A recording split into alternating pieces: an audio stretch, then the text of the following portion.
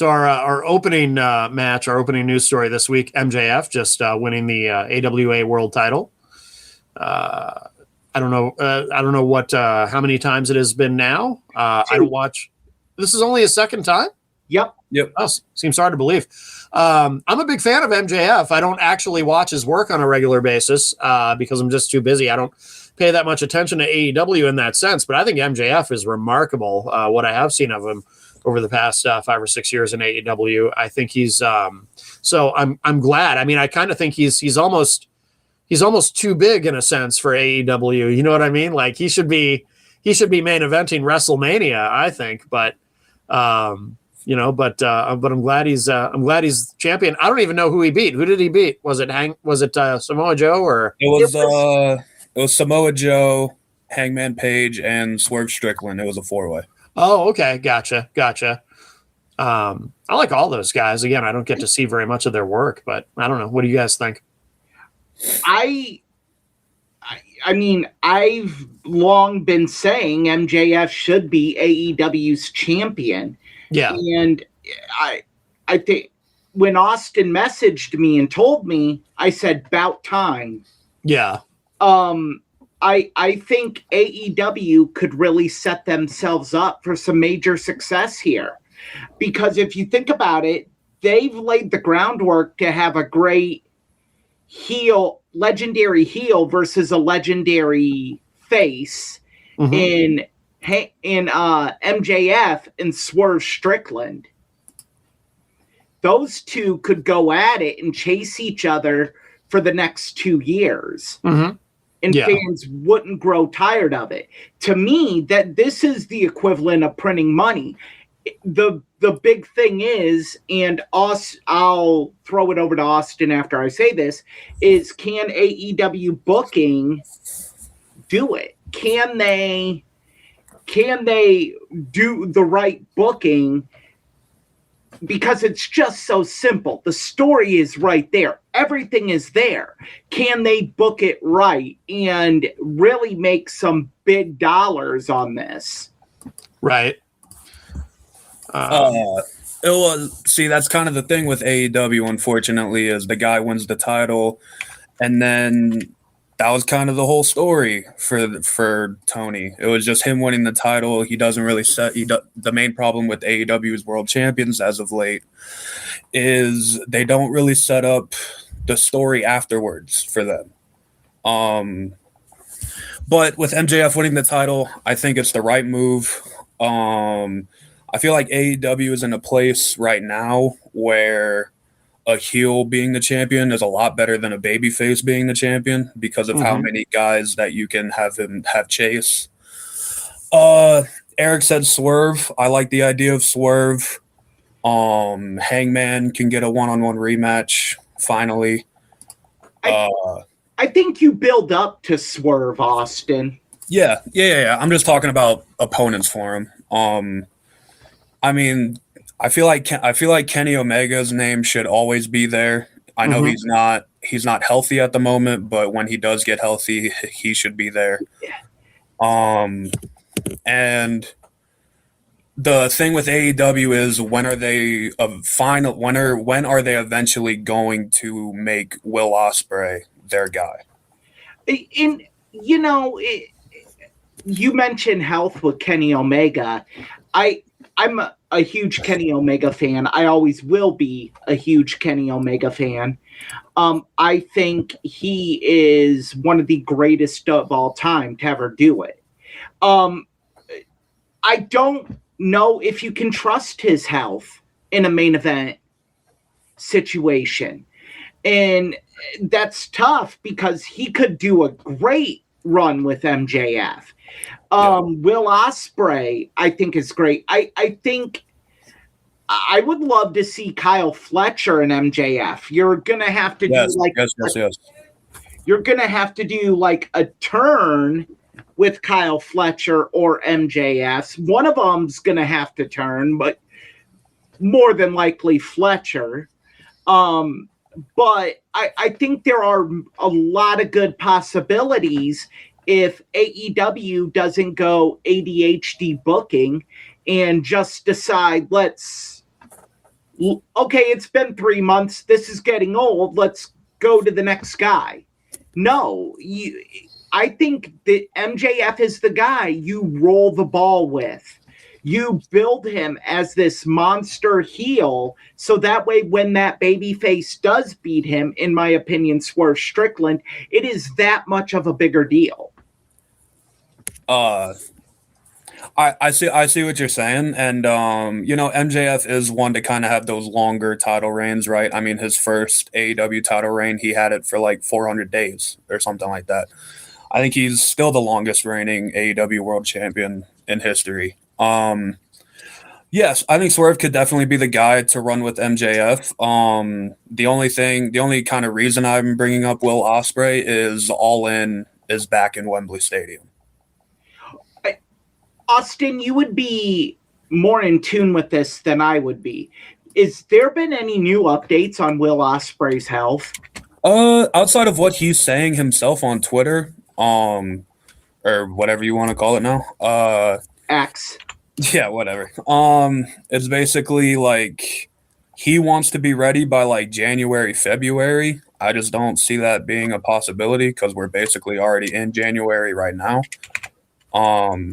But he probably could be ready by All In. Could you build a story by then? I don't know. And do you want to remove it from MJF at that point? Yeah. I mean, we could be looking at August and MJF could be on the run of a lifetime. And it's like, do we take the belt off him? But I mean, at the end of the day, as long as you're putting asses in seats and eyes on screens, you keep your champions as is. Yeah. I mean, ratings and sales are what matters here. And I've always said this, with MJF, you can just print money if you do it correctly. And I hope they do, because he deserves this opportunity for it to be his run. Even his first run, there was always this undercurrent of the internet wrestling community and others kind of saying, oh, well, should they give it to Kenny Omega? Should they give it to Hangman? Should they give it to Swerve Strickland? There was never solid. He was the guy. Yeah, and he needs that run. And MJF's first run was kind of halted in the middle because of the whole Adam Cole thing that happened. In a story that never took off, or they dragged it out too long, or whatever your belief is. It was a train wreck. Yeah. So, the devil and all this stuff. I watch AEW somewhat regularly. If I have time to watch it, I watch it. The devil storyline legit might be the worst story that company has ever done. And they dragged it out way too long. Yes. And it was no fault of Tony's. I mean, it kind of was Tony's fault for dragging it out as long as it was. But, Adam Cole, you're expecting him to be ready by a certain time. He's just not. And then MJF gets hurt. MJF comes back as a babyface. And now the roles are switched somehow. And it's like. And they had opportunities. Sorry to cut you off, Austin. They had opportunities to pivot. Yeah. To go in another direction with it. And they just never did. No, and that was ultimately what killed it. In my opinion, Samoa Joe beating MJF for the title at World's End should have been a way bigger moment than what it was. Yeah. I watched that on YouTube today as I was scrolling through videos, and let me just say, you could hear a rat piss on cotton when that happened. It just didn't feel big at all. So what a heel champion should always do is set up for the next big babyface champion. Right. And if the heel doesn't do that by the end of his run, it wasn't a good run. And I'm sorry, Samoa Joe beating MJF. I didn't agree with it then. No knock on Samoa Joe. I don't agree with it now. MJF was legitimately injured, but there's always other things you can do in other directions you can go. I feel like Tony Khan gets an idea in his head and he just sticks with that idea no matter what happens. And I mean, not to cut you off, but to go with that, with Tony has a thing stuck in his head. Think about the Death Riders and how long Moxley's run just was. And yes, Moxley, all credit to Moxley. Moxley somehow has made it work, and now he is one of the best parts of AEW. But I feel like someone would be straight up lying to me if they told me, oh, Moxley's AEW title run was good. Like, that run was great all the way through. Like, no. Like, they totally ditched the invasion part of the Death Riders. Like, once the injuries happened to the Elite with Kenny Omega and then the Young Bucks, one of them got injured, it just fell apart. And it's like, no, you got to keep up the story. Or you got to be able to pivot. Yeah. Or you got to logically end it, not just stop doing it. That's something I've always hated. I mean, that's something Vince used to do in WWE. Just give up on stuff for no reason. It's insulting to the fans' intelligence. It is. It's like, we know, like we're not just gonna forget, right? Like, you want us to cheer this group that 2 weeks ago was trying to destroy AEW? Yeah. And I mean, like I said before, like credit to Moxley. I think Moxley's work since All In has been absolutely incredible, and his performance at World's End kind of made the babyface turn believable. But now it's like, and I know we're kind of getting off pace with MJF. We'll tie it back to MJF, and it's kind of the same thing that happened to MJF in a way, where he was a heel, worked himself to organically become a babyface, and then it kind of fell apart after that. But and that once again ties back to the original point of AEW's booking woes. You have to know how to book these guys when things organically happen. You can't just be like, oh, go with what the audience wants. You have to have steps in a direction for the story. I think once a story goes off track, they're literally trying to throw poop at the wall to see if it sticks.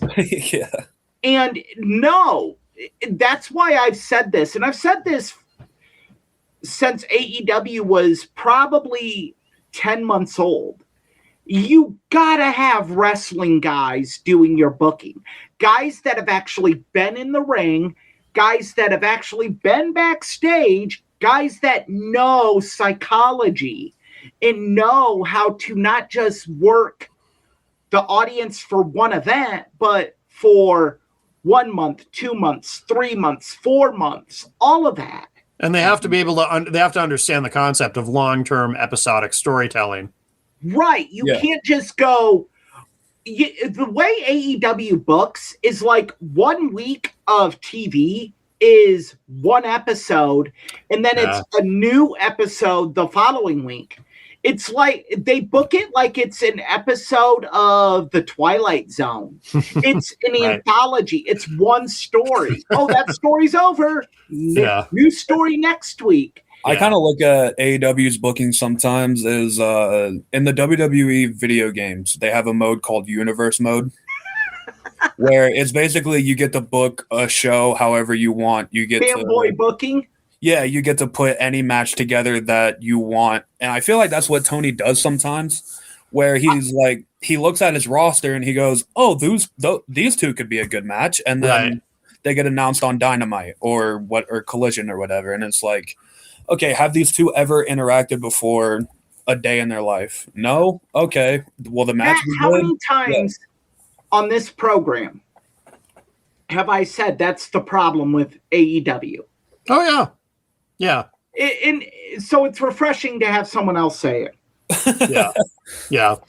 One good thing, though, with MJF is at least you've got somebody at the top who can kind of overcome that overcome bad booking in one sense, in terms of you'll get excellent promos no matter what kind of shit he's handed.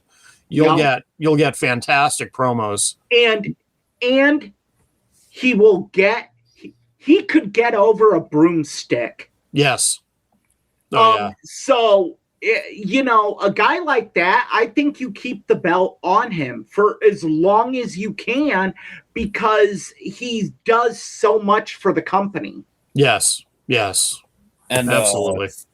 I know MJF's kind of known for his promos because he's one of the best at them, but MJF in ring also is one of the best in ring guys I think AEW has. I think he's one of the best workers in the business. Yes, I agree. I agree. Yeah. Because, and I dare say he is the most complete professional wrestler in the business today. Yeah, because you hear wrestlers say all the time, less is more. And I don't think anyone really personifies that more than MJF. Like, he pulls out the big spots when the moment calls for it, but if you were to watch him week to week, it's a very, I feel like basic is the wrong word, but like nuanced. Yeah, it's very like, it's almost old school in a way.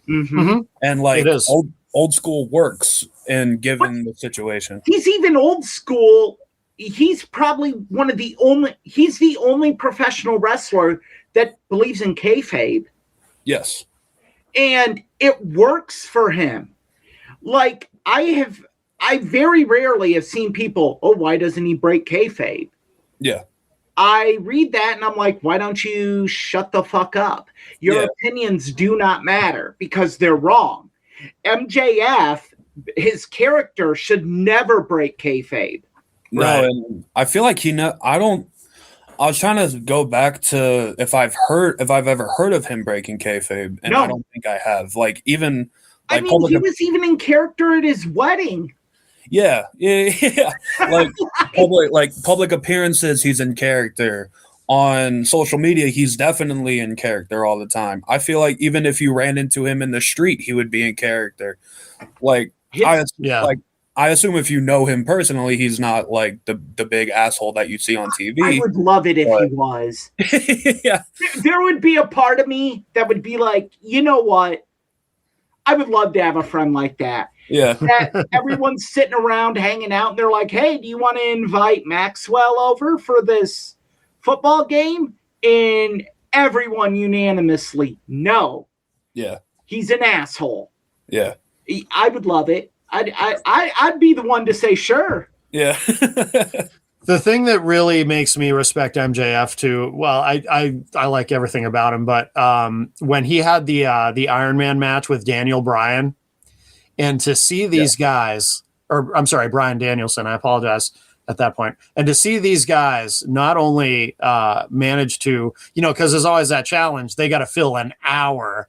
And they ended up doing, what was it, an hour and 20 minutes? Yeah, the balls of that to be able to pull that off. It's just incredible. And not only pull it off, but it was an incredible match. It was. It was one of the better Iron Man matches I think I've ever seen. On both your parades here. Uh-oh. Brett and Sean had 90 minutes planned for their Iron Man match.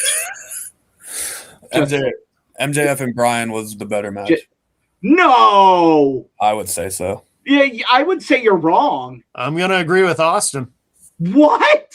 Yeah, I'm going to agree with Austin. Ridiculous. Breaks my heart to say it. I love both Brett and Sean. Let's go to the next subject. All right.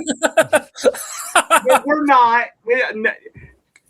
Come on, topic number 2. All right. You ready for Sean over Brett?